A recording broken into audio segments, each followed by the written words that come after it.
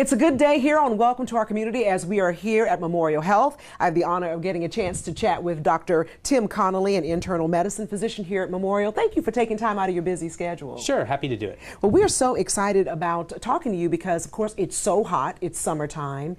And I think even though we try to warn people about the heat, they don't take it as seriously as they really need to. You know, I agree. People really need to be weather aware. July is the hottest month that we typically have in Savannah, Georgia. And unbeknownst to a lot of people, is heat-related illness is the most common cause of weather-related death. So we really have to be aware of what the weather is like and plan for it accordingly.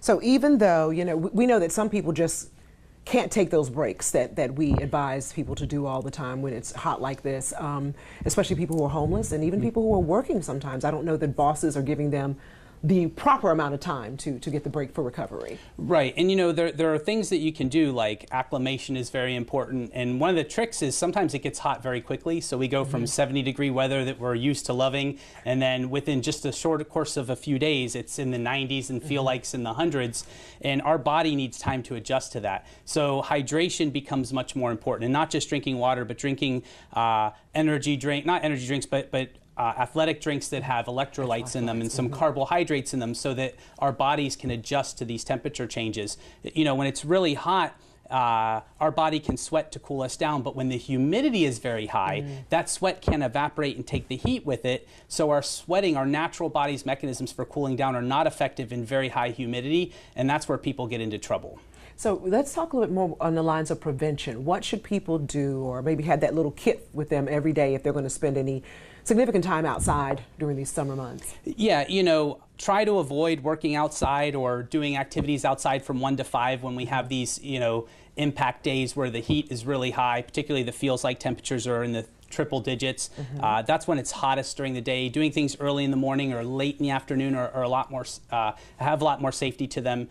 Keeping yourself hydrated is very important, and having a plan. You know, people that go out on the boat on the weekends, perhaps, you know, there's always the possibility you could get stuck by the tide. And what are you going to do if you're stuck by the tide and you don't have shade and you're stuck in the heat all day? You know, prepare for that. Bring some ice water bottles that you can use to cool down if you absolutely need to. When I tell people that are going on the boat, like what can you do to plan for a potential heat emergency? I tell them the night before, put a few bottles of water in the freezer and freeze them, throw those in the cooler, because if somebody is starting to suffer from heat stroke or heat exhaustion to where they don't know what they're at or what they're doing, you need to cool their core as fast as possible. So until EMS can get there, you can put some cold packs or iced water bottles under their armpits, in the groin area. That's where there's a lot of blood flow. It'll bring their core temperature down quickly and prevent them from progressing to perhaps permanent damage from being in the heat. If you live in a home and you can't afford that big HVAC system, you know, there are things that you can do to mitigate your risk. It can get very hot in some mobile homes and in several small houses when there's no air conditioning.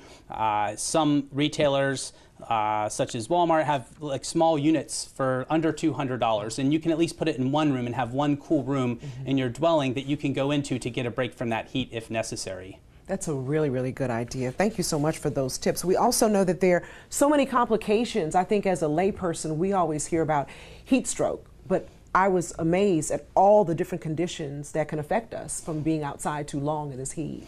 Absolutely. You know, it starts with heat exhaustion, where you're just sweating profusely, you start to get a little fatigued, and you know that something's not right. You know, hopefully at that point you have the awareness to say, maybe I need to get out of the heat, but not always. And then you'll start getting heat cramps, which are really bad muscle cramps, and they're quite painful. And if you've been in the heat for a while and you're starting to get cramps, that's a big red flag that you absolutely need to get out of the heat, because all of these heat-related complications can progress to things that are potentially life-threatening. And, you know, eventually you'll get to the point where you have heat stroke, where you start getting altered and you don't know who you are or where you're at. And if you have somebody out in the sun and they look and appear confused, that's a medical emergency. And those individuals, when they don't know where they're at or who they are, you really need to call 911 and get them help immediately. Because if we can't get their core body temperature down, they can die from that. There are other complications like heat syncope, where, you know, I've had a few agricultural workers recently that are in their 70s now, and they're used to getting up every morning and working all day in the sun, and it's not bothered them, but the temperature changed so quickly that they're passing out. Wow. And we check out their heart, their lungs, and everything looks good. It's just they haven't had time to acclimate. So when you look at high school sports, for instance, they do these 2-a-day practices because they try to avoid the hottest part of the day, and they ease people into football seasons and things like that so that their body has time to acclimate to that. Other things that I've seen is something called rhabdomyolysis. When people are profoundly dehydrated working in the heat, those individuals can actually have renal failure where their kidneys fail. Their urine turns really dark when you're dehydrated. And that's how you kind of know you're not getting enough water. And you need some water and some other fluids with electrolytes and carbohydrates so that you can continue to do what you got to do to stay healthy. Now, again, if you're in the heat for a prolonged amount of time, you should always have a plan. And if you're working in the heat, you said some people, their bosses are not as forgiving, what's the plan if it gets too hot or if somebody gets overheated? Are you close to a place that has air conditioning where you can cool that individual down is always an important thing to consider. So if I get home at the end of the day and I'm feeling a little dizzy or just a little bit like not myself, is that a warning sign that maybe I need to? It could be that you were out in the heat a little too long, and if you're just not feeling yourself, perhaps a little bit dizzy, if you can get into that air-conditioned place and drink something and relax and rest for a little bit, and those symptoms go away, then it's likely you were starting to experience the earliest signs of heat-related illness.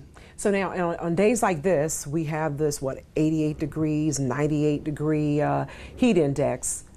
How do we prepare for that work day? And then also, if we are out there a little bit too long, how do we prepare for the next day because we have to go back? Right, and there is some cumulative stress on the body from working in the heat multiple days in a row. So, wearing loose and light clothing, not wearing heavy clothes kind of helps with that. There's moisture wicking clothes that you can wear that help you tolerate the heat a little better.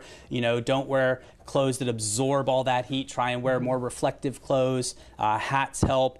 Fans can help sometimes. Sometimes fans can make things a little worse. If it's a really high heat index and you're just blowing hot air on yourself, it's not always effective. But again, it's important to have access to a cold area. Our city's been great about opening up cooling centers when things get really hot for those that have no place to go, which is a very good thing to see, and I support that they do that. And I think that's wonderful for our community. But it's really important for those people that are going to be working in the sun. Schedule breaks. It'd be better if they're going to work 8 hours to work 4 hours earlier and then work a little later and take a hiatus in the middle of the day where you can go to a cool area and cool down so that you're not working against that heat all day long.